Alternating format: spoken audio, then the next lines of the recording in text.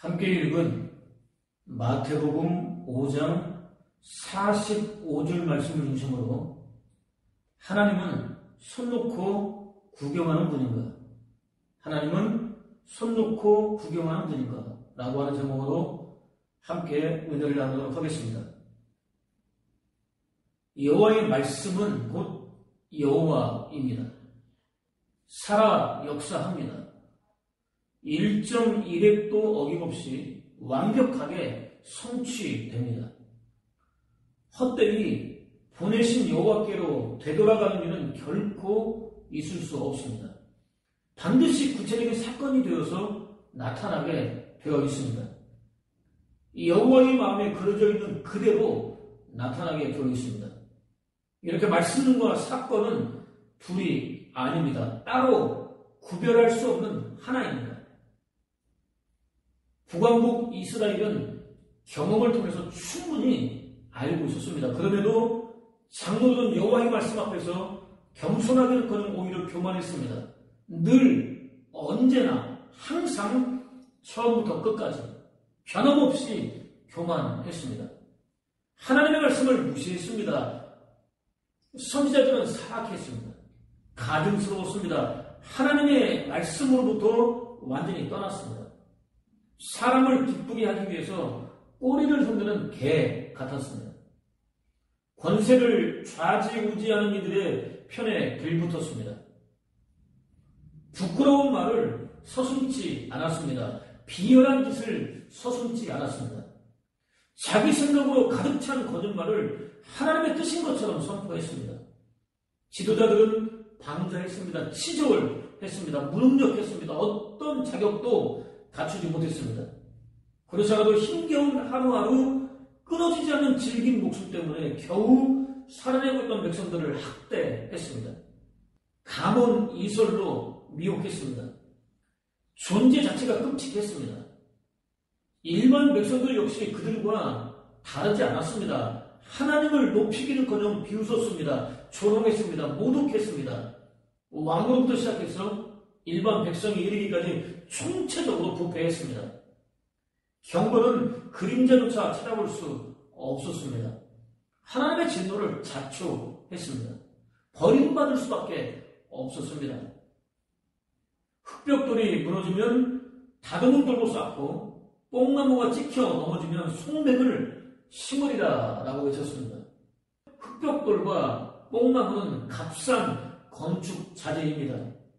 서민들의 집이나 초라하고 빈약한 건물을 지을 때 주로 사용되었습니다. 다듬은 돌과 송백은 대단히 고급스러운 건축 자재였습니다. 부와 명예와 권세를 독차지하고 있었던 이들의 거처 또는 거대하고 화려한 건물을 지을 때 주로 사용했습니다. 안타깝게도 북왕국 이스라엘은 하나님의 경고를 무시했습니다. 강력한 군대의 공격을 받아서 훼손되는 일은 결코 발생하지 않겠지만 만에 하나 그런 일이 발생하게 된다 할지라도 문제가 전혀 없다고 호언장담했습니다. 자신들은 이전보다 훨씬 더 견고하고 화려하게 재건할 충분한 능력을 갖추고 있다고 호언장담했습니다. 결국 중근동의 신흥강국으로 떠오르고 있었던 아수르의 표적이 되었습니다. 파상적인 공격을 받았습니다. 동쪽으로부터는 공동으로 대응하기 위해서 동맹을 맺었지만 먼저 아수르의 속국으로 전락한 수리아의 공격을 받았습니다. 서쪽으로부터는 남왕국 유다와 끝없이 대립하며 대치를 이어가고 있었던 블레셋의 공격을 받았습니다. 남녀노소, 빈부귀천을 불문하고 온 백성들이 이제까지 한 번도 경험해보지 않았던, 그렇기 때문에 상상조차 할 수 없었던 절망의 한복판에 아무렇게나 내팽개쳐졌습니다. 전통적으로 특별 보호 대상이었던 고아와 과부도 마찬가지였습니다. 하나님께서 그들에게 값없이 베풀어주고 계시던 긍휼을 거두어 들이셨습니다. 북왕국 이스라엘은 무정부 상태로 전락했습니다. 자신이 살을 뜯어먹어야 하는 엄청난 굶주림에 직면했습니다. 서로 믿고 의지하며 힘이 되어주었던 동족 간의 무자비한 살육으로 확대되었습니다. 그렇다고 그들의 파멸적인 굶주림을 해결할 방법은 없었습니다. 해결할 희망이 아주 보이지 않았습니다. 거기다 성경은 여호와의 진노가 돌아서지 아니하며 그의 손이 여전히 펴져 있으리라 라고 선포합니다. 3번씩이나 반복되고 있습니다. 하나님의 진노가 여전히 채워지지 않았었다는 의미입니다. 그들에게는 완전한 파멸만 남아있었다는 의미입니다. 실제로 북왕국 이스라엘은 BC 722년 완전히 멸망하고 말았습니다. 역사 속에서 흔적도 없이 사라지고 말았습니다. 북왕국 이스라엘의 죄가 얼마나 깊었는지 또 얼마나 크고 불가항력적인 진노를 받았었는지 충분히 확인할 수 있습니다. 여호와의 진노라는 표현에 주목할 필요가 있습니다. 대부분의 경우 하나님이 진노의 주체라는 의미로 해석하고 있습니다. 이런 의미에서 여호와의 진노는 그다지 바람직한 표현이라고 할 수 없습니다. 진노는 하나님께서 어떤 의도와 의지를 가지고 주신다기보다는 인간이 스스로 자초하는 측면이 대단히 강하기 때문입니다. 이 때문에 하나님께서 그들을 부끄러운 욕심에 내버려 두셨다. 또한 그들이 마음에 하나님 되기를 싫어하며 하나님께서 그들을 그 상실한 마음대로 내버려 두셨다라는 증거에 따르면 하나님의 육이 곧 내버려 두셨다는 표현이 훨씬 더 자연스럽다고 할 수 있습니다. 실제로 하나님께서는 여러분의 결정적인 순간 두 손 놓고 계셨습니다. 하나님처럼 될 수 있다는 사단의 은밀하고 치명적인 유혹에 마음을 완전히 빼앗겼던 처음 사람 아담과 하와가 선악을 알게 하는 나무 열매를 따먹으려고 했었던 결정적인 순간 두 손을 놓고 계셨습니다. 시기심에 완전히 사로잡혔던 가인이 동생 아벨을 돌로 쳐 죽이려는 결정적인 순간 두 손 놓고 계셨습니다. 열방 가운데 특별히 거룩하게 구별하여 세우신 성민 이스라엘이 당신을 버리고 떠나서 가증스러운 우상 숭배에 완전히 매몰되는 등 죽을 수밖에 없는 죄를 습관처럼 저지를 때도 마찬가지였습니다. 아버지 심부름으로 형들을 찾은 요셉이 채색옷이 벗겨지고 물없는 웅덩이에 던져지고 미디안 상인에게 팔릴 때도 그러셨습니다. 유대인이 가장 존경한다는 다윗이 자신에게 목숨을 바쳐서 충성하는 신복의 아내를 불법으로 취하는 범죄를 저지를 때도 그러셨습니다. 두는 시퍼렇게 살아있는 자신을 죽은 자 취급하며 분깃을 미리 나눠달라고 당당하게 요구하는 배은망덕한 둘째 아들에게 조금도 망설이지 않고 재산을 분배해주는 아버지 역시 결정적인 순간 두 손 놓고 계시는 하나님을 가리킵니다. 결정적인 순간 두 손을 놓고 계시는 하나님을 보여주는 절정은 십자가입니다. 예수 그리스도는 하나님과 본질이 같은 분입니다. 험을 거쳐서 죽은 인류구원을 위해서 굳이 하나님과 동등한 존재가 되려고 하지 않으셨습니다. 오히려 당신의 것을 모두 다 내려놓으셨습니다. 종의 신분을 취하셨습니다. 우리와 똑같은 인간이 되셨습니다. 철저하게 낮아지셨습니다. 당신을 환영할 마음이 추억 없는 세상에 나타나셨습니다. 당신이 가는 곳마다 무리지어 몰려다니며 도움을 받은 백성의 필요를 빠짐없이 채워주셨습니다. 목구멍까지 차오른 더러운 탐욕을 채우기 위해서 성전을 왜곡하고 성민 이스라엘을 기만하며 심지어 하나님까지도 팔아먹는 두렵고 떨리는 죄를 마치 하루 세끼 밥을 먹듯 저지르고 있던 타락한 종교 장사꾼들에게 붙잡히셨습니다. 아니 스스로 내려주셨습니다. 중간에 죽지 않은 것이 이상할 정도로 혹독한 채찍을 맞으셨습니다. 사랑하는 백성들로부터 조롱과 멸시를 당하셨습니다. 십자가에 못 박히셨습니다. 영원 전부터 완벽하게 하나이셨던 아버지 하나님과 최초로 분리되는 말로는 형용자자가 불가능한 고통을 당하셨습니다. 심장이 터져서 물과 피가 분리될 수밖에 없을 정도로 엄청난 영적, 정신적, 육체적 고통을 당하셨습니다. 바로 그때 하나님께서는 무려 3번씩이나 나의 하나님 어찌하여 나를 버리셨습니까? 라는 예수 그리스도의 피맺힌 절규를 외면하셨습니다. 다른 어느 때보다 결정적인 순간임에도 두 손을 놓고 계셨습니다. 무려 600만 명이나 되는 유대인들이 무참하게 죽임을 당할 때도 그러셨습니다. 생각만 해도 가슴이 먹먹해지고 눈물이 흐르는 304명의 아이들이 하늘의 별이 될 때도 그러셨습니다. 비록 우리 그리스도인들의 입장에서는 받아들이기 어려운 귀신 놀이이기는 하지만 159명이나 되는 소중한 이웃이 하늘의 별이 될 때도 그러셨습니다. 악한 사람이라면 차라리 받아들이기 쉬울 수 있을지도 모르겠지만 도무지 용납하기 어려울 정도로 선하고 또 당신을 사랑하는 사람들이 하늘의 별이 될 때도 그러셨습니다. 누구보다 열심히 일하던 당신의 사람들이 과연 계시는 것이 맞느냐고 묻고 또 묻다 지쳐 믿음으로 완전히 내려놓는 순간에도 그러셨습니다. 그렇다면 하나님은 왜 그렇게 하시는 것일까요?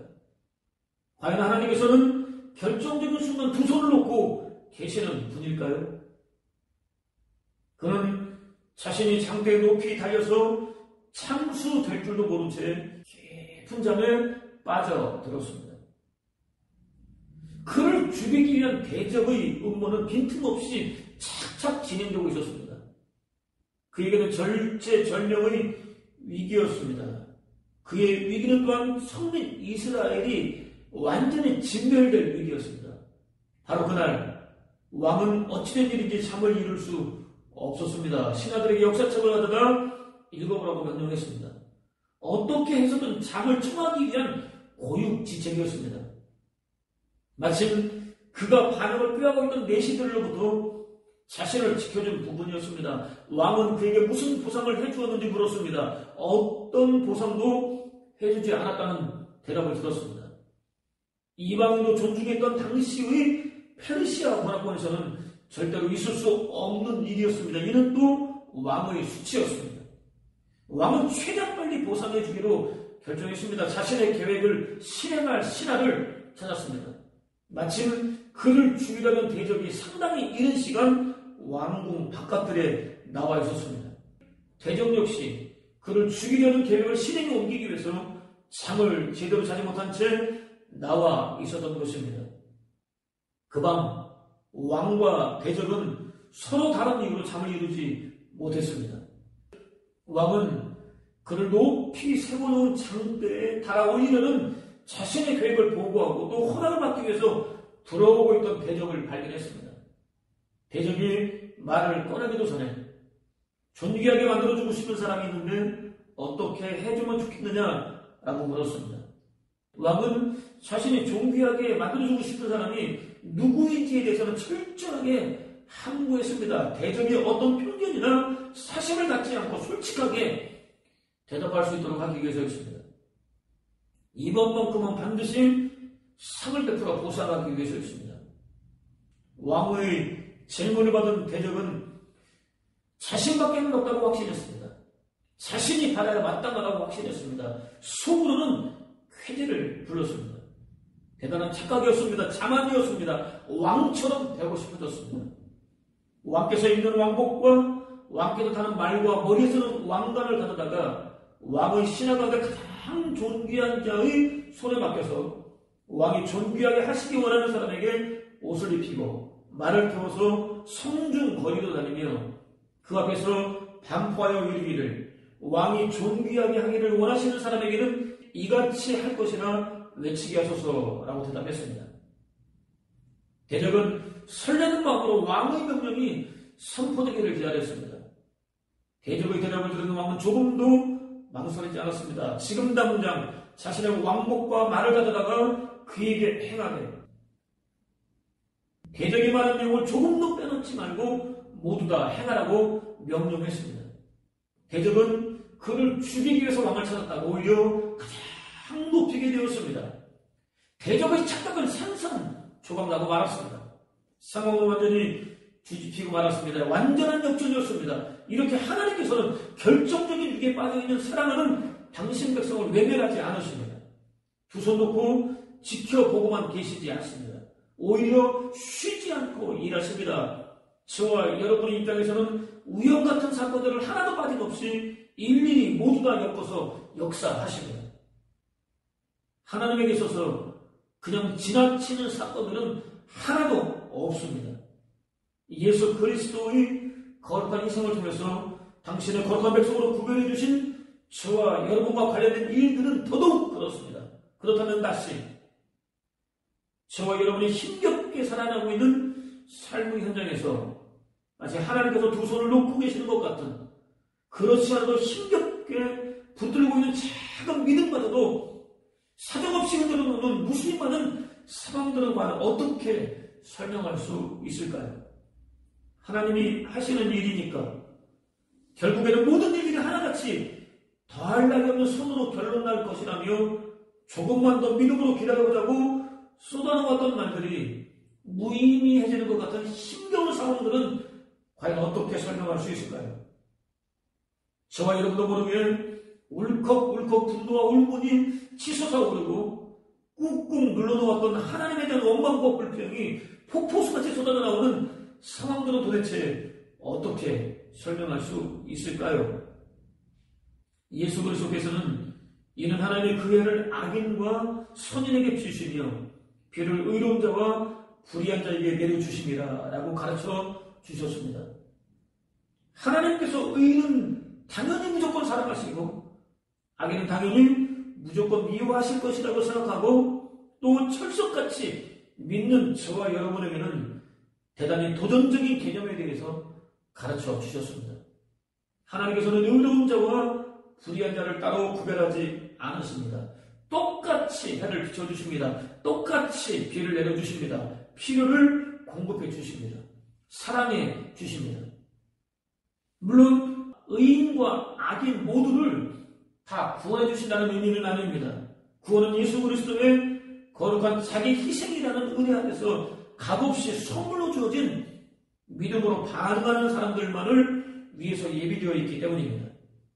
세상 끝날에는 반드시 의인과 악인에게 누구나 다 확실하게 구별할 수 있는 차별적인 결과가 각각에게 주어질 것이기 때문입니다. 어느 한쪽편으로 기울어지지 않은 하나님의 공의와 공평이 가장 이상적으로 드러날 것이기 때문입니다. 어떤 여지도 없이 확연히 드러날 것이기 때문입니다. 한편 복음이 핵심이다의 저자인 그는 의로 인하여 핍박받는 것은 자신을 예언자의 반응 위에 올려놓는 것이다. 그러나 핍박하는 자를 위하여 기도하고 축복하는 것은 자신을 하나님의 거룩한 성품의 연장선상 위에 올려놓는 것이다 라고 말했습니다. 성경으로는 40가지 질문의 저자인 그의 주장에 따르면 선을 악으로 갚는 것은 악마적입니다. 선을 선으로 갚는 것은 인간적입니다. 악을 선으로 갚는 것은 신적입니다. 사람들은 남이 생각할 수 없고 혹 생각한다 할지라도 실천하기에는 너무나 어려운, 아니 아무리 몸부림쳐도 실천할 수 없는 하나님의 탁월한 행동 양식을 확인할 수 있습니다. 무엇보다 하나님은 매사에 사사롭지 않으십니다. 누구를 더 사랑하지 않으십니다. 누구를 덜 사랑하지도 않으십니다. 누구도 특별히 대우해주지 않으십니다. 오히려 잔혹하다, 종이 호랑이에 불과하다, 때로는 하나님은 없다는 업신여김을 받을 정도로 무심하십니다. 이유는 하나입니다. 우주 만물을 창조하신 근본 목적 곧 온 세상을 이끌어가는 당신의 경영 원리에 어긋나기 때문입니다. 사실 하나님의 창조 목적은 분명했습니다. 자유와 사랑이 역동적으로 살아 역사하는 세계였습니다. 만물이 서로 밀접하게 관계를 맺고 서로 주고받으며 함께 미래를 열어가는 유기적인 세계였습니다. 특히 창조주이신 당신과 피조물에 불과한 인간의 소통이 가능한 세계였습니다. 인간이 하나님의 창조와 경영에 참여하는 세계였습니다. 인간을 자유와 사랑을 상징적으로 보여주는 당신의 거룩한 모양과 형상을 가진 존재 곧 육신과 정신을 뛰어넘는 존재로 지으신 이유입니다. 무엇보다 하나님께서는 온 건물은 이 모퉁이돌을 중심으로 서로 연결되고 점점 커져서 주님의 거룩한 성전이 되어갑니다. 여러분도 이 모퉁이돌을 중심으로 함께 세워져서 신령한 하나님의 집으로 지어져 가게 됩니다. 라는 증거대로 하나의 객체에 불과한 폐쇄적인 세계가 아니라 오직 당신의 집인 세계, 당신의 몸인 세계, 당신의 나라인 세계, 자유와 사랑이 역동하는 열린 세계를 창조하기 원하십니다. 인간의 자유와 선택과 행위가 최대한 존중되어야 합니다. 최대한 보장되어야 합니다. 어떤 경우에도 개입하지 말아야 합니다. 당신의 뜻대로 조종하려는 마음은 눈꽃만큼이라도 갖지 말아야 합니다.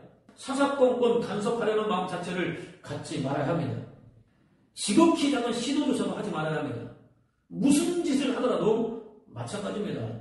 아예 두 손을 놓고 있다는 오해와 불신과 거부감을 불러일으킬 정도로 내버려 두어야 합니다.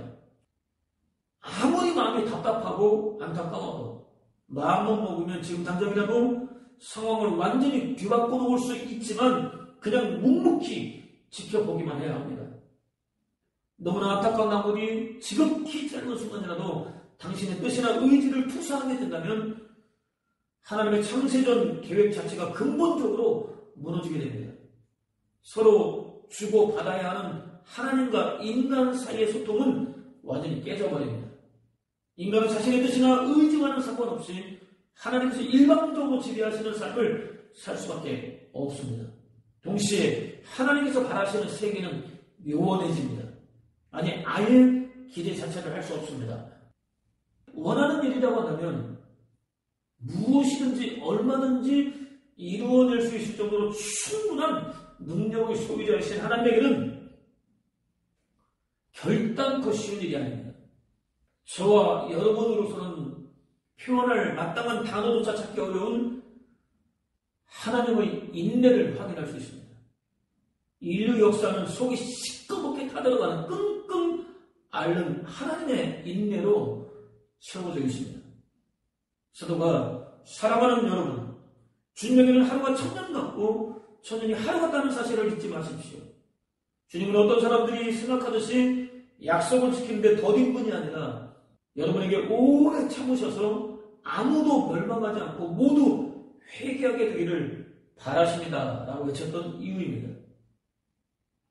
저와 여러분이 얼마나 죄된 존재인지 깨달아 알 수 있는 은혜를 구하십시오. 그런 저와 여러분이 얼마나 놀라운 자유와 사랑을 누리고 있는지 깨달아 알 수 있는 은혜를 구하십시오. 저와 여러분이 마음에 결단하기만 하면 언제든지 받아들일 수 있는 영원한 구원과 생명과 하나님 나라가 예비되어 있다는 사실을 깨달아 알 수 있는 은혜를 구하십시오. 무엇보다 하나님께서 두 손 놓고 있는 것이 아니라는 사실을 깨달아 알 수 있는 은혜를 구하십시오. 오히려 수시로 당신을 떠나서 이기적이고 육신적인 삶을 살고 있는 저와 여러분들을 당신이 꿈꾸고 있는 세계를 구현할 동역자로 세우셨다는 사실을 깨달아 알 수 있는 은혜를 구하십시오. 속이 시커멓게 타들어가면서도 끙끙 앓고 있으면서도 오랫동안 인내하고 계시다는 사실을 깨달아 알 수 있는 은혜를 구하십시오. 그것을 통해서 파멸로 몰아붙이는 죄로부터 스스로 돌아서는 복된 삶, 어떤 방해나 제약도 받지 않고 하나님께서 허락하시는 자유와 사랑을 마음껏 누리는 복된 삶, 믿음으로 반응하는 누구에게나 값없이 선물로 주어지는 영원한 구원과 생명과 하나님 나라를 누리는 복된 삶, 무엇보다 하나님께서 꿈꾸는 자유와 사랑이 역동하는 나라 완성을 위하여 스스로 기꺼이 동참하는 복된 삶을 사는 저와 여러분 되시기를 주님의 이름으로 축원을 드립니다.